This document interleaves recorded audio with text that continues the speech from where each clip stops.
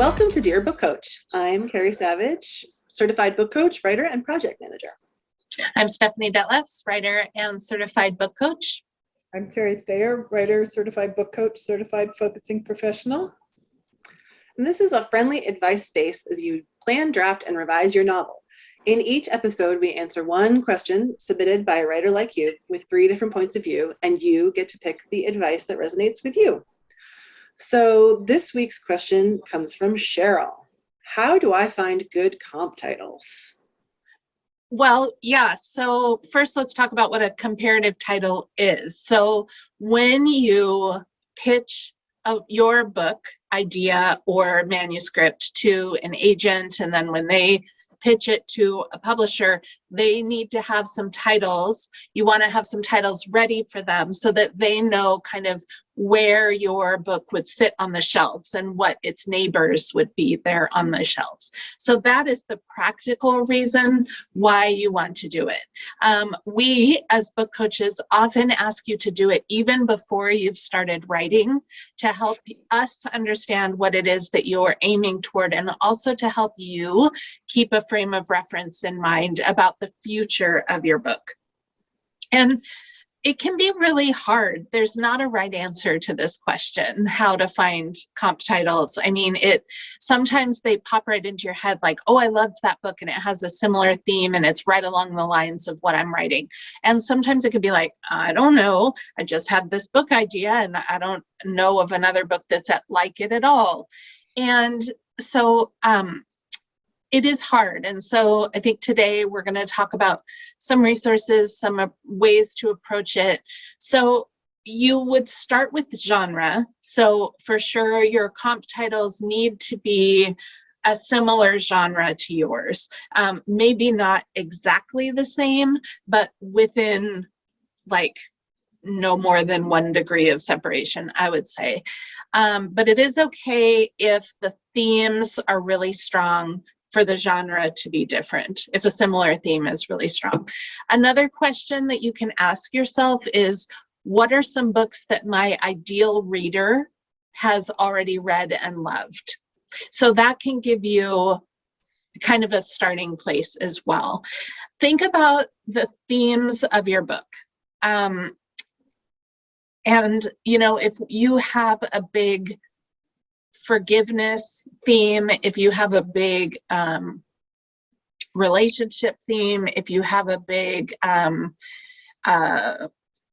criminal enterprise theme happening in your book, then books that are similar to that have similar themes, the stories don't even need to be anything alike.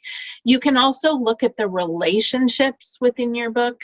So for example, I have a client right now who is she wants to use that idea of a Greek chorus in her book where there's unnamed characters that are sort of, we feel this way as a group, that are not a main character, but that influence the book. And she was having trouble. And so we came up with the book, The Mothers by Britt Bennett, which also has a Greek chorus element within it. So you can look for things like that. As far as resources, I would suggest looking at Amazon. You know, if you find one, if you can start with one and then look at the down below, if you scroll down on that book's page, it'll say readers who bought this also liked or also bought, you know, and you can see it there. Same with Goodreads. There's a lot of, if you pick a book on Goodreads, in the right-hand column, it'll show you other titles that have similar themes. You can click on them. People who liked this book also liked is a thing that Goodreads has as well. So, and honestly, you have to be an avid reader if you're going to be a writer. So trust your gut and think about books that resonate with you when you think about your book. What books that you've read in your past bubble to the surface. That's what I have to offer. Terry, what do you say? Yeah, I really want to talk about reading and reading and reading and keep reading. I don't know any good writer who isn't an avid reader, and usually across all kinds of genres. But when you're getting ready to write your book, read in what you think is your genre. Read a lot. I started out writing romance, and I should have realized that I never finished one, meant I shouldn't be writing one, but I kept reading the first half and then, putting it on the pile. So reading will tell you what you like. It'll show you what you like, and that will sustain you as you're writing your book. Because if you're not writing something you like, then you're doomed from the start. It'll show you how a book should unfold. It'll teach you structure. Reading in what you think your genre is will also show you where the marketplace is and what it's accepting, what's selling well and what's not. Most of all, as I said, reading will tell you the story, the kind of story you want to write. I wrote a quilting mystery because I didn't see one in the marketplace that actually treated quilters like they were humans. However, I didn't do enough research into comps, and I wrote a book that didn't fit the parameters of a cozy mystery, which led a lot of grief, let me tell you. But so you want to find that sweet spot, a book that fits some or most of the conventions of its genre, but also you want to bring something new. And for those of you that are thinking about self-publishing, this isn't just about traditional publishing, finding an agent and finding a publisher. If you're writing sweet romance and it winds up on the erotic, even if it's a virtual shelf, your readers are going to be horrified. Your readers aren't going to find you at all. So finding comps is about finding readers. It's not about finding a formula, but it's being mindful of what's out there and what readers are looking for. Carrie.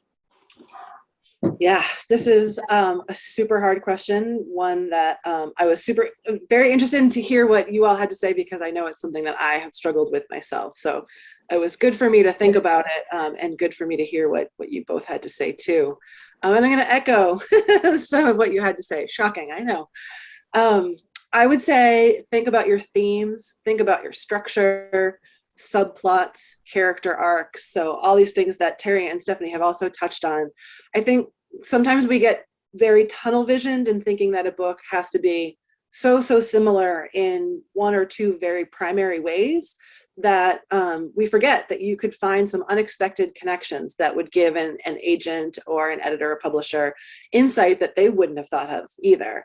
And I think that also shows, to Terry and Stephanie's point, that you've thought and you've read deeply, and so you understand the marketplace and where your book fits into it. I think you can, one of the ways to start to tackle this is to take an inventory or make a mind map of the different aspects of your book and start searching the places like Amazon and Goodreads, as Stephanie was saying. Start searching with those keywords in mind. Just let yourself have some free-flowing time to just think, because that's when you're going to find those unexpected connections and things that will sort of delight and surprise you, hopefully. And lastly, I would say, ask yourself, where do you see your book appearing on the bookshelf? If you were going to compare it to something when describing it, what comparison would you make? And you could even start from a place of TV shows or movies and kind of come around to that in other ways. I mean, I have seen query letters that apparently were successful that used comparisons to TV shows and movies as well. It's not necessarily something that I would recommend, because I think, that's not the original intention, and you don't want to stray too far afield. But if that's really what works, then that's fine. And you can ask yourself, what books would my book be in conversation with? If someone is picked up this book and loved it and wants to find something that's very similar to it, where's my book going to fit into that? So yeah, it's a tough one. Good luck. If you hit a magical formula, please share. But I think all of the strategies and thoughts that we've given you should give you some really good starting points. And the last thing I will mention too, just because none of us said it, is unless it's something that is so iconic that generally you want to keep your comp titles to be fairly recent, within the last, I think, 2 to 3 years is preferred. 5 is stretching it. So don't even if you found the perfect book from 20 years ago, it's not gonna quite cut it. So That's the last thing I'll say. That's a good point. Yeah.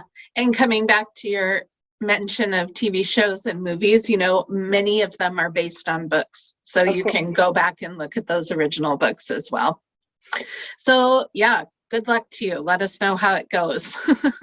And that's it for us today. We hope that you found an answer that makes sense for you at this point in your life and at this point in your book.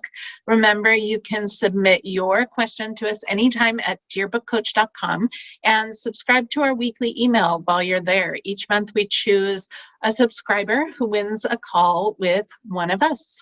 And we will see you next time.